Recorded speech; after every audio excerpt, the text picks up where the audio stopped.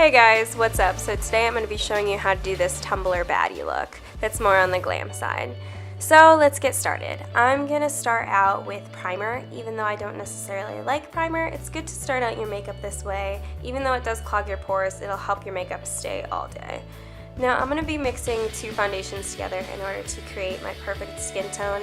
I like to mix a pale pink-based foundation with a yellow-based foundation to make my perfect shade for myself. Now you can use whatever foundation works the best for you.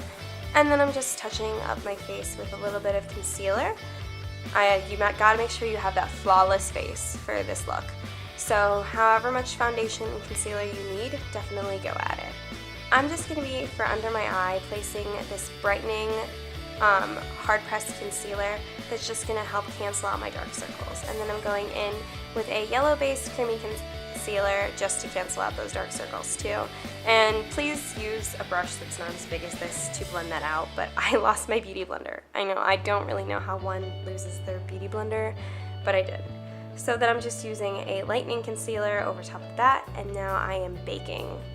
I like to bake underneath my eyes and then bake on the other high points of my face as well, which you will see me doing. You can bake as you would like.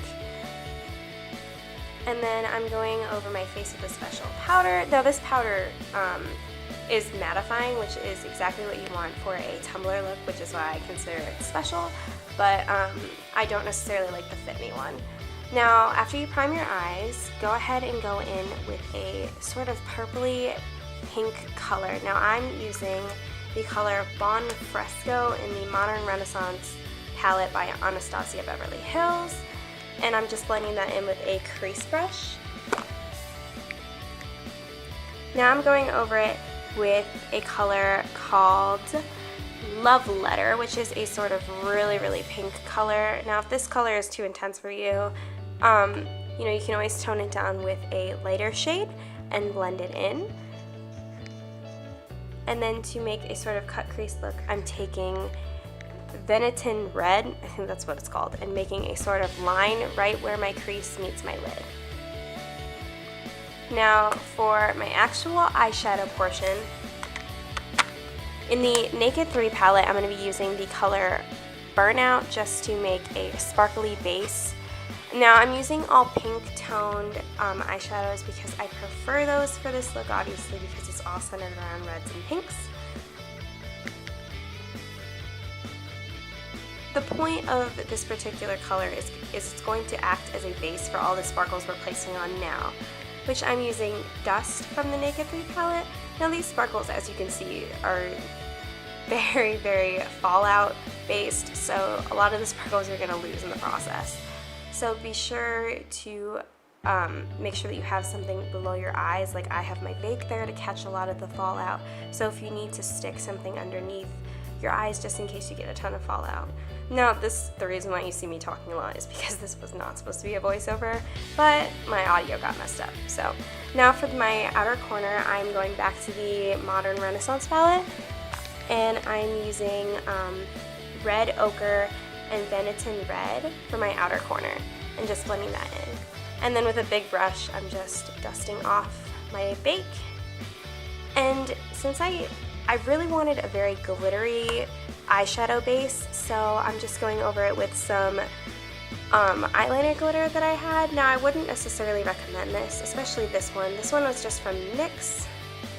It didn't look exactly how I wanted it to, but I'm sure you guys can picture how I wanted it. It was definitely to be very high glam, very sparkly. It didn't exactly turn out that way, but I tried, and it turned out pretty sparkly.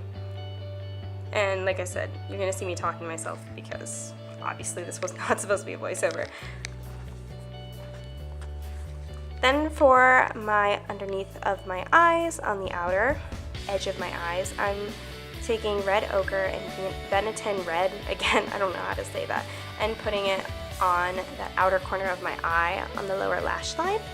And I'm trying to show you guys how I'm doing my eyeliner. It's very hard to explain and very hard to do on camera, especially with my really crappy mirror and my very crappy setup. So I'm so sorry guys, but I tried to show you as best as I could. You can see where I drew the line, and then I took the line and drew a sort of arrow shape out to connect the two, and then filled it in.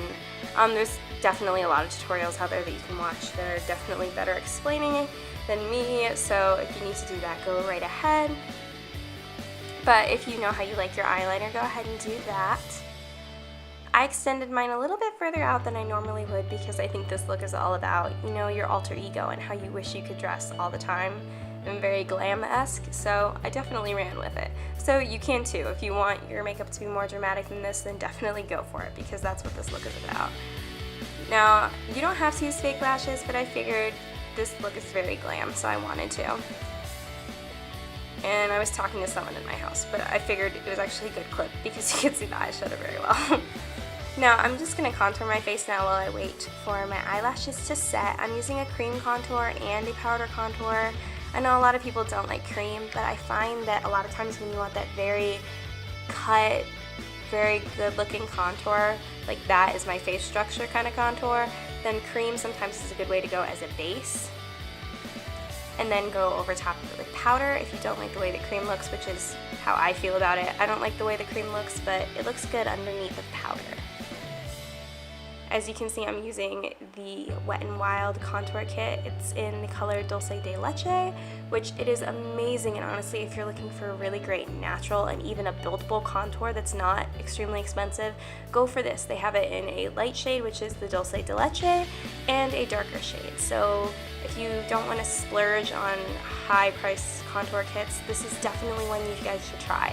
It's honestly very comparable to the Hoola powder by Benefit. And if not, I think it's better.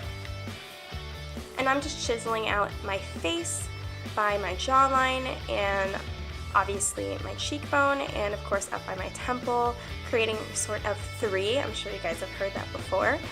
But it just chisels out my face and makes the attention more towards the center of my face and my eyes.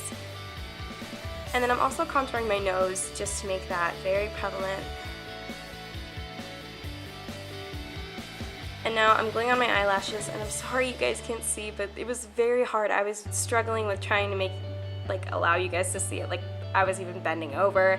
I was trying everything so that you guys could see how I put on my lashes. Honestly, the way that I do it is not foolproof, and you probably shouldn't be watching me anyway do it because I struggle. But I eventually got it on there. And this is the end look. So I'd love to hear from you guys. If you guys want to see me do a less glam Tumblr look, then definitely let me know, and I will see you guys soon.